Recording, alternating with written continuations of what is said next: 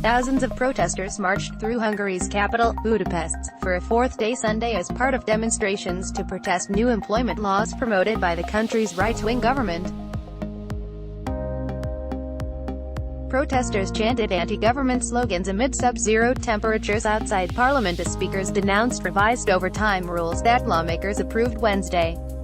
The changes increased the maximum amount of overtime workers can put in a year from 250 to 400 hours to offset Hungary's growing labor shortage and gives employers 3 years instead of 1 to settle payments of accrued overtime. The crowd became increasingly angry as speakers urged demonstrators to remain dignified and peaceful. They yelled, "We've had enough," and "Strike, strike, strike." The event's final speaker was more defiant. Anna Donek, daughter of an outspoken minister, lit a smoke flare and declared, "We will not tire. We won't go home. Today we are twice as many as yesterday. We are growing, day by day. This is a mass community." Vice chairperson of Momentum Party Anna Donek holding up a smoke grenade during an anti-government protest in downtown Budapest on Sunday. Babanews. The protests have evolved to include complaints about other policies of Prime Minister Viktor Orban's government, including legislation passed Wednesday that establishes a separate court for administrative matters. When asked to comment on Sunday's demonstration, a government spokesman told the Associated Press in an email that citizens had a constitutional right to assemble freely as long as laws weren't broken in the process. On Thursday, some protesters threw bottles and smoke bombs at officers in riot gear guarding the neo-Gothic Parliament building. Police said 2 officers were injured.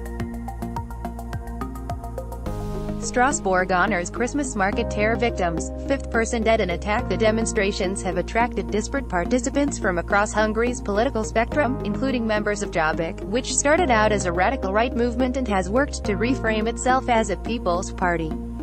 A clutch of left and liberal opposition parties, trade unions and supporters of a Budapest university founded by Hungarian-American billionaire George Soros have also joined in.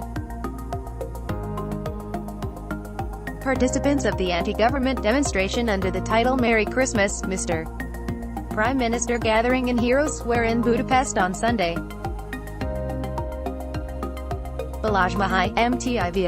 Central European University announced this month it was moving to Austria from Hungary, saying it had been chased out by Orban's government. After Sunday's official protest ended, hundreds of demonstrators marched across the Danube River, blocking at least 2 major road bridges and flanked by police. One faction, chanting for a free media, declared it was heading for the state television building, 4 miles away in a northwestern suburb of the Hungarian capital. France's Yellow Vest protesters rage on for another weekend. Officers started using tear gas seeking to control and disperse the crowd, but there were no immediate reports of arrests or injuries. Orban's allies have denounced the protests as the work of liberal groups financed by Soros.